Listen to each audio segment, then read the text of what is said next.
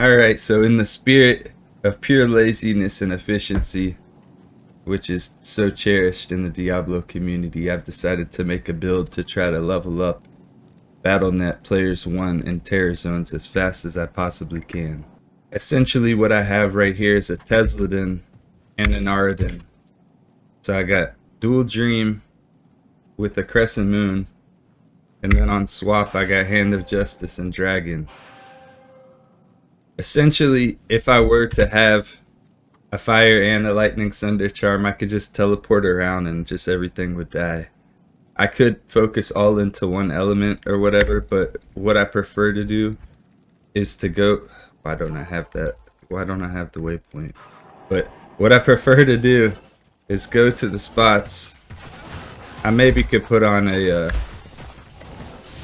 Arachnid's Mesh for better teleporting or something. But when I go to the different spots, depending on what they're immune to, depending on what's the most powerful against them, I can just swap my weapons. I don't even really need to run up to them and attack them. I can just stand around, let the Aura do the work, let my mercenary take them out. Like, I know most of the undeads and the skeletons and things of that nature are weaker against the fire damage. And then I know, like, the like Fallens and stuff like that are weaker against lightning. So I basically can just go around and take advantage of whatever they're specifically weakest against.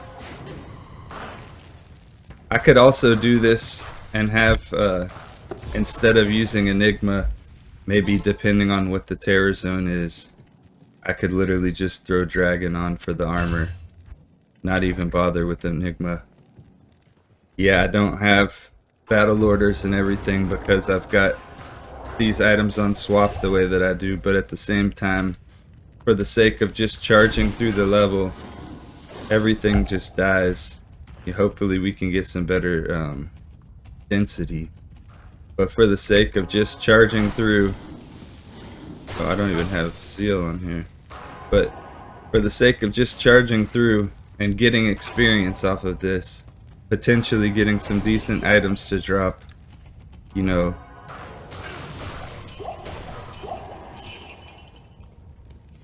can get some good results. I hear those I think are weaker against the fire than they are the lightning, for sure.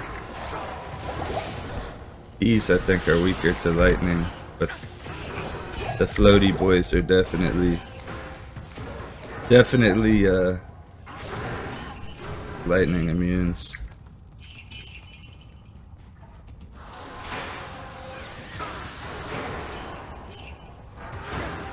I don't think these are particularly high fire res, but it seems like they were taking more lightning damage. So that's my reasoning for thinking that an assortment is best. But then with the Sundering Charms, that is gonna change a whole lot.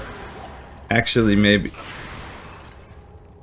I just wish that I could test the Sundering Charms and test them inside of Terror Zones on Players 1, because I know I could test the Sundering Charms, but I don't just want to test the Sundering Charms, I want to test them in the actual Terror Zones. But it is what it is.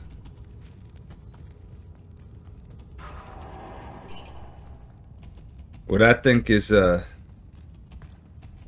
know, there's going to be different ways of leveling up and stuff. I just think that this is really efficient for the sake of Players 1, just going into the game, run around, possibly drop some good items, switch games. I noticed like this was like exceptionally good on like Tristram, because like you take out all the skeletons, you take out what's his name, Griswold with the fire damage, and then all the like little devilkins or whatever they're called swap to the lightning and they go down really quick. So let me know. I mean, of course this isn't going to be realistic to do during ladder or whatever with all this gear, but for the sake of just leveling up in general. But yeah, everybody have a good day. I'll catch you on the next one.